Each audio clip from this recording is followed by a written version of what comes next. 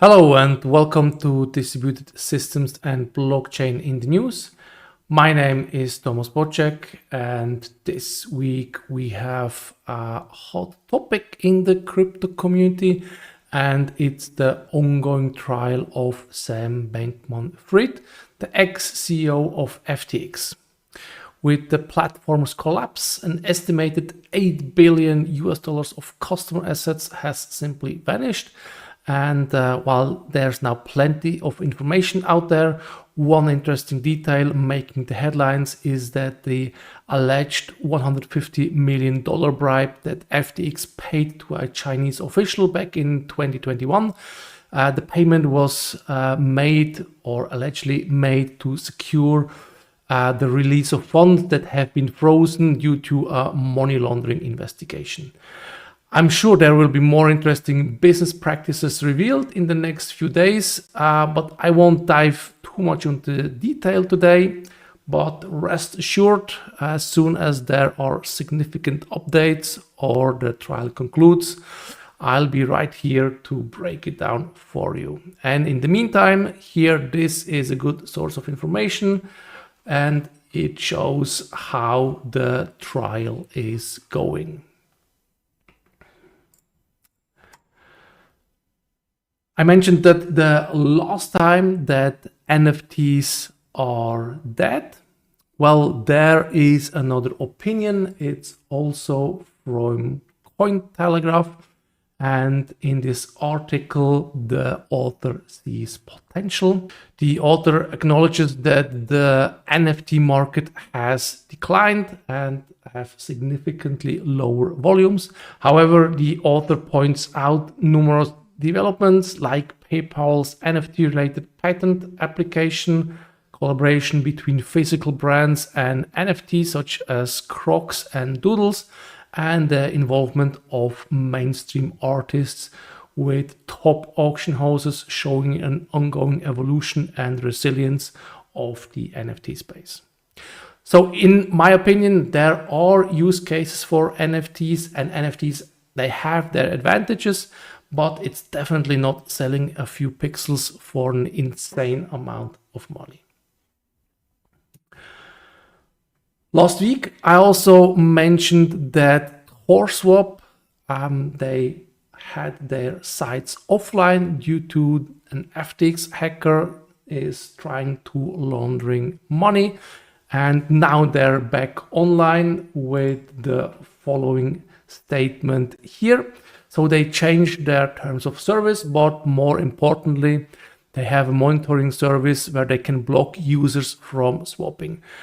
However, since THORSwap uses THORChain, the hackers will need to use the THORChain directly, as he may be blocked or limited via THORSwap. And by the way, Tor Wallet will implement something similar, where blacklisted addresses will not get a quote for swapping. So with DeFi, the hacker will still remain under control of these funds since it's a self-custody wallet. And with Tor Wallet itself, with THORChain itself, there's no blacklisting implemented. So it's still possible to use THORChain, but not with a user-friendly interface. So we will see if this is enough to prevent money laundering. Now, if you want to bring the stolen cryptocurrency back into the real world, you need to use mixers. Otherwise, the hacker could be identified, the identity could be revealed. And furthermore, if you use banks for that, the banks, they will ask about the origins of the cryptocurrency, and you need to show where it comes from. So the hackers may have a hard time to spend their cryptocurrencies. And in a completely unrelated news article, Ferrari now will accept crypto payments for its luxury cars in the US. It's the following article here. Ferrari has started accepting cryptocurrencies as payment for its luxury sports cars in the US due to demand from wealthy customers. And they plan to expand this payment method to Europe and other regions where cryptocurrencies are legally accepted. They're partnering with BitPay. The company ensures the immediate conversion of cryptocurrency payment into traditional currency to protect the dealers from price volatility and to guarantee the funds come from a legal source. So BitPay, they will make sure that the funds are not directly related to any hacks, scams, or frauds. The last article from the crypto world is from Autorité de contrôle prudentiel et de résolution, in short ACPR. And ACPR is an independent administrative authority that operates under the Banque de France, and its main responsibility include ensuring the stability of the financial system and protecting the customers, policyholders, members, and beneficiaries of the entities it supervises. And what I spotted there is here in this press release, a very interesting sentence, which I really liked a lot. Here, the ACPR therefore believes that the term disintermediate finance is more appropriate than that of decentralized finance. And while you can build fully decentralized financial services, most often a certain group of people have control over the service. They are extending it, maintaining it, making sure it runs without any issues.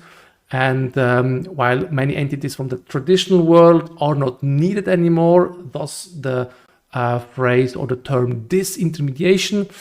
However, it can be argued that it's more disintermediated than decentralized due to that, although it runs on a blockchain on a decentralized infrastructure. So this is a really nice statement. So, and the last article is about HTTP2. It's about an error in the protocol itself that affects many HTTP2 servers, such as Nginx or others. And many companies were vulnerable, for example, Google as well. Google reported that in August 2023, they mitigated the largest distributed denial of service attack ever, reaching almost 400 million requests per second, leveraging this new HTTP2 rapid reset hack. A very detailed overview, of course, here is given by Cloudflare, a very nice article. And also Cloudflare noticed a series of large-scale HTTP attacks, which eventually peaked at over 200 million requests per second. And these attacks were orchestrated by a botnet of just 20,000 machines, which is relatively small compared to larger botnets. And Cloudflare, Google, and AWS work together to mitigate these attacks and inform affected vendors about the vulnerability in the HTTP2 protocol that was exploited. And this rapid reset issue is a vulnerability in the HTTP2 protocol that allows malicious clients to rapidly reset a large number of streams in a short period. So when a client initiates an HTTP2 connection, it can do this multiple times in parallel using separate streams. And these clients then quickly cancel these streams, causing the server to accumulate an excessive backlog of processing tasks, which can lead to heavy resource usage, memory exhaustion, and potentially in-service disruption or denial of service. And this is what happened here. And interestingly, HA proxy was not affected. This is described in the following article here, which indicates that their implementation actually, including the resource allocation, is very solid. And this also indicates that it's not only a protocol issue, but it's also related to the implementation. So that's it for this week. See you next week.